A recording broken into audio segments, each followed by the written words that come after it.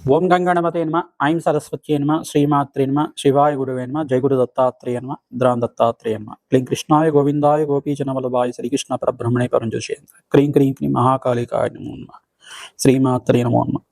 YouTube ప్రేక్షకులందరికీ కూడా నమస్కారం అండి. నేను పాలపర్తి గురునాథ శర్మ, జ్యోతిషం వాస్తు సిద్ధాంతిని.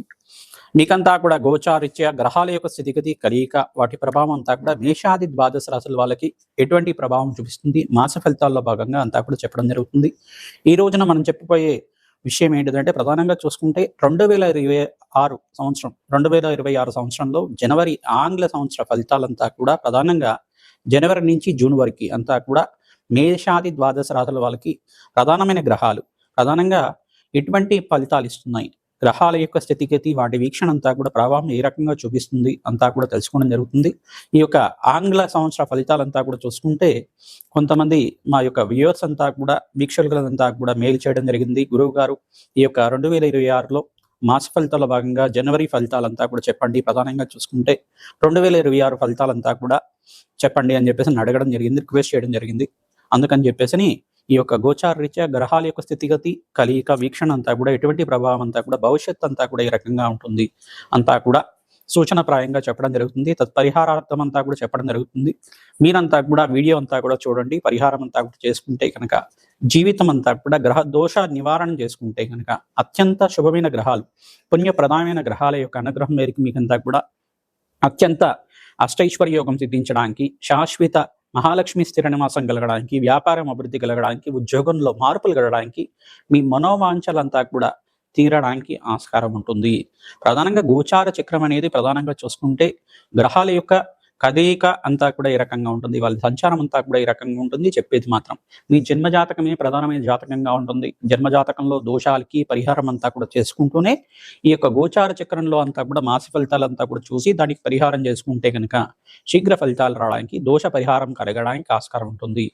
తద్వారా మీరంతా కూడా జన్మజాతకాన్ని జ్యోతిష పండితులతోటి నివారణ చేసుకోవడానికి, దోష నివారణ చేసుకోవడానికి పరిహారం అంతా కూడా చేయించుకొని తద్వారా మీరంతా కూడా జీవనం అంతా కూడా ఆనందమయం చేసుకుంటారని చెప్పేసి ఈ పరిష్కారం చెప్పడం జరుగుతుంది.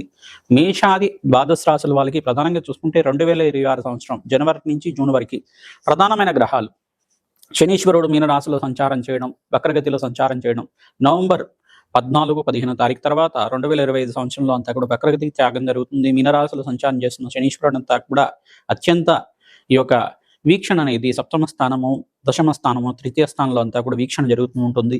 మరియు ఇక్కడ చూసుకుంటే రాహుకేతులంతా కూడా మార్పు చెందుతున్నారు. ప్రధానంగా 18 నెలల పాటు గోచార సంచారం జరుగుతూ ఉంటుంది.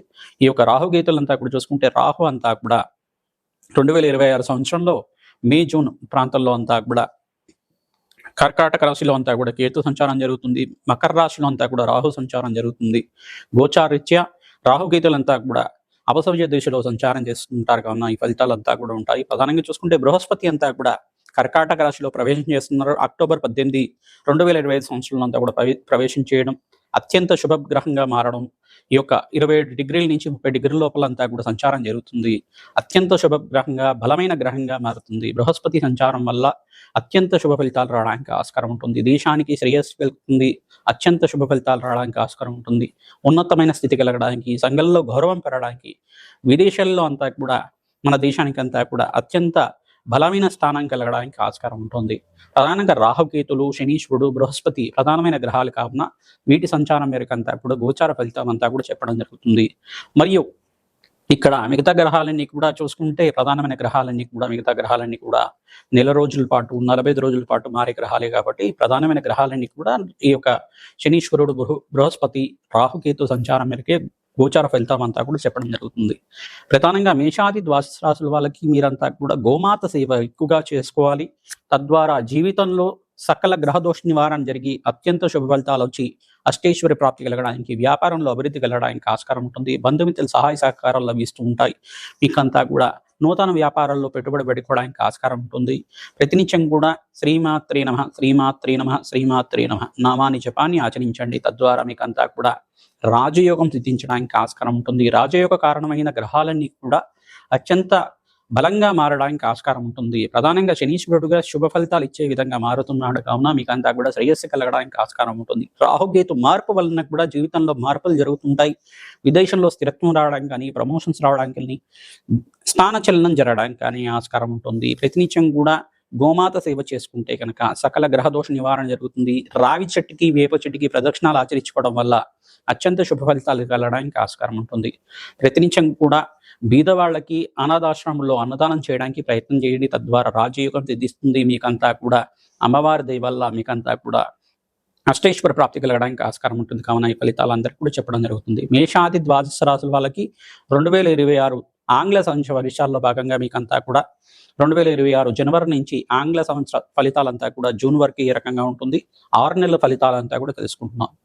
కన్యా రాశి జాతకులకి గోచారీత్యా 2026 ఆంగ్ల సంవత్సర ఫలితాల్లో భాగంగా జనవరి నుంచి జూన్ వరకు 6 నెలల మాస ఫలితాలు ఏ రకంగా ఉంటున్నాయో గోచార ఫలితాలంతా కూడా తెలుసుకుంటున్నాం. ప్రధానంగా చూసుకుంటే కన్యా రాశి జాతకులకంతా కూడా శనీశ్వరుడు వీక్షణ అంతా కూడా రాశి మీద పడతా ఉంది. వక్రగతి త్యాగం అయిపోయింది. కానీ ఇక్కడ శనీశ్వరుడు యోగకరంగా మిత్రగ్రహం మీద దృష్టి ఉండడం వల్ల వ్యాపారం అంతా కూడా శ్రమతో కూడిన సంపాదన పెరుగుతుంది. ఉద్యోగుల్లో మార్పులు రావడానికి ఆస్కారం ఉంటుంది. ఇంట్లో మీకు స్వల్పంగా చికాకులు ఉన్నప్పటికీ కూడా మనశ్శాంతి లభించడానికి బృహస్పతి అంతా కూడా కర్కాటక రాశిలో ప్రవేశం చేయడం వల్ల అత్యంత లాభాలు గణించడానికి ఆస్కారం ఉంటుంది. ఇక్కడ బృహస్పతి అనుగ్రహం వల్ల సప్తమాధిపతి బృహస్పతి ఉచ్చస్థానంలో సంచారం చేయడం వల్ల విందు వినోదాల్లో మంచి శుభకార్యాల్లో పాల్గొనడానికి ఆస్కారం ఉంటుంది. వివాహాది శుభకార్యాలు చేయడానికి ప్రయత్నాలు చేస్తుంటారు. తద్వారా వివాహాది శుభకార్యాలు చేయడానికి ఆస్కారం ఉంటుంది. లాభాలు గణించడానికి ఆస్కారం ఉంటుంది. సంఘంలో గౌరవం పెరగడానికి ఆస్కారం ఉంటుంది. మీకంతా కూడా శ్రమతో కూడిన సంపాదన పెరుగుతుంది. వ్యాపారంలో లాభాలు గణించడానికి ఆస్కారం ఉంటుంది. బంధుమిత్రుల యొక్క సహాయ సహకారాలు లభిస్తూ ఉంటాయి. మిత్రుల యొక్క సహాయ సహకారాలు తీసుకోవడం, మరి పెద్దవాళ్ళ యొక్క ఆలోచన మేరకు మీరంతా కూడా నడుచుకోవడం వల్ల, పెద్దల యొక్క సహాయ సహకారాన్ని తీసుకోవడం వల్ల, ఆలోచనలకి మీరంతా కూడా వాళ్ళ యొక్క ఆశీర్వాదం తీసుకోవడం వల్ల మీకు లాభాలు గణించడానికి ఆస్కారం ఉంటుంది. బీద వాళ్ళకి అన్నదానం చేయండి, వస్త్రదానం చేయండి. తద్వారా మీకంతా కూడా అత్యంత లాభాలు గణించడానికి, వ్యాపారంలో లాభాలు గణించడానికి ఆస్కారం ఉంటుంది.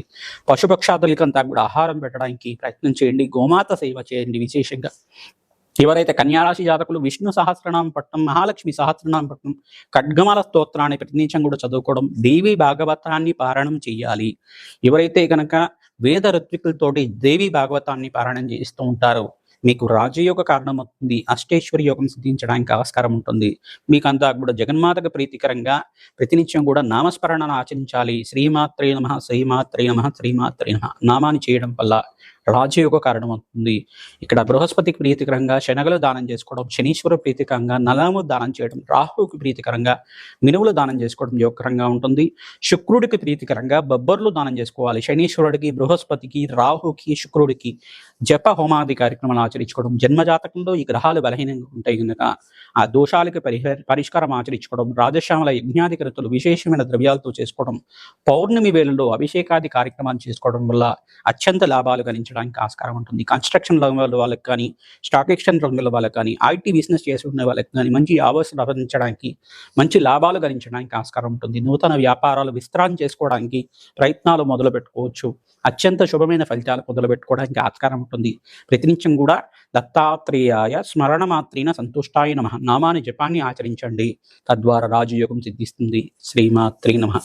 మేషాది ద్వాదశ రాశుల వాళ్ళు విశేషంగా అక్టోబర్ నెలలో వచ్చే ఈ యొక్క శరన్నవరాత్రుల్లో భాగంగా మీరంతా కూడా ప్రతినిత్యం కూడా సామూహిక కుంకుమార్చన చేసుకోవడం, ప్రధానంగా సుభాషిని అర్చన విధానం చేసుకోవడం వల్ల అత్యంత శుభ ఫలితాలు పొందుతారు. ప్రధానంగా మేము చెప్పే ఫలితాలంతా కూడా గోచార ఫలితాలన్నీ కూడా ఈ యొక్క గ్రహాల యొక్క స్థితిగతి, కలియిక, వాటి యొక్క వీక్షణ మేరకు మాత్రమే చెప్తున్నాం. కావున మీరు జన్మజాతకంలో ఉండే దోషాలకి పరిష్కారం అంతా కూడా చేసుకుంటూనే ఈ గోచార ఫలితాలు కూడా గ్రహాలకంతా కూడా శాంతి కార్యక్రమాలు చేసుకోవడం వల్ల, ప్రస్తుతంలో ఉండే గ్రహాల యొక్క అనుగ్రహం వల్ల మీకు అంతా కూడా రాజయోగం కలుగుతుంది. గ్రహాల యొక్క సంచారం మేరకు మాత్రమే చెప్పడం జరుగుతుంది. ఇది గమనించి మీరంతా కూడా పుణ్య కార్యక్రమాలు చేయాలి, కుంకుమార్చన చేసుకోవాలి.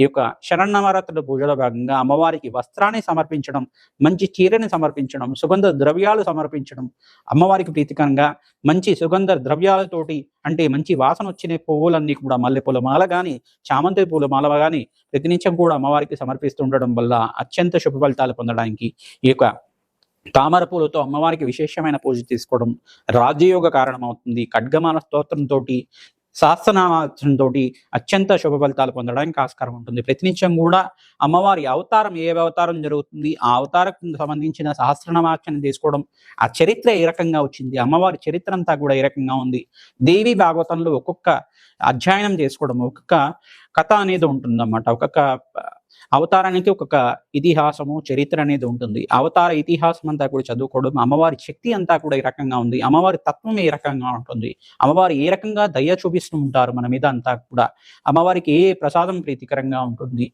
ఏ వస్త్రాన్ని అమ్మవారికి సమర్పిస్తే మనకంతా కూడా అష్టైశ్వర్య యోగం సిద్ధిస్తుంది.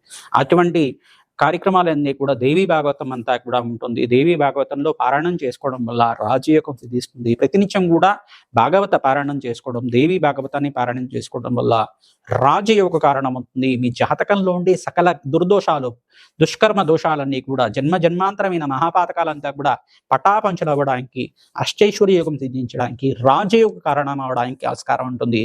ప్రతినిత్యం కూడా శ్రీమాత్రే నమః, శ్రీమాత్రే నమః, శ్రీమాత్రే నమః నామాన్ని జపాన్ని ఆచరించండి.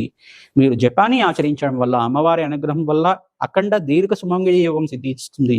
అష్టైశ్వర్య యోగం కలుగుతుంది. సువాసిని అర్చన విధానం చేసుకోవడం, శనగల వాయనం కానీ, పూతాంబులం కానీ, పండు తాంబూలం కానీ ప్రతినిత్యం కూడా చేసుకోవడం వల్ల అష్టైశ్వర్య యోగం సిద్ధిస్తుంది. జన్మజాతకంలో ఉండే సకల గ్రహ దోష నివారణ కలిగి, నవగ్రహ దేవతలకంతా కూడా శాంతి కలిగి, జగన్మాతకి శాంతి కలిగి మీకంతా కూడా అత్యంత శుభ ఫలితాలు ఇచ్చడానికి, దయ కలగడానికి ఆస్కారం ఉంటుంది. రాజయోగ కారణమవుతుంది. దత్తాత్రేయ చరిత్రను పారాయణ చేయాలి. తద్వారా గురుకటాక్షం లభిస్తుంటుంది. ప్రతినిత్యం కూడా అమ్మవారికి ప్రీతికరంగా కుంకుమార్చన ఆచరించండి. దేవాలయ ప్రాంగణంలో కానీ, మీ అపార్ట్మెంట్ దగ్గర అయినా కానీ ప్రతినిత్యం కూడా అమ్మవారి పీఠం అనేది స్థాపన చేస్తూ ఉంటారు. దగ్గరలో ఉండే పీఠం దగ్గరికి వెళ్ళి మీరంతా కూడా అన్నదానం చేయించడానికి ప్రయత్నం చేయండి. తద్వారా జన్మజాతకంలో ఉండే సకల గ్రహదోష నివారణ కలుగుతుంది. అష్టైశ్వర్య యోగం కలుగుతుంది. ప్రతినిత్యం కూడా గోమాత సేవని ఆచరించండి. రాజయోగ కారణమవుతుంది. జగన్మాత ప్రీత్యర్థం ప్రతినిత్యం కూడా అన్నదానం చేయండి. అష్టైశ్వర్య యోగం సిద్ధిస్తుంది. శ్రీమాత్రే నమః.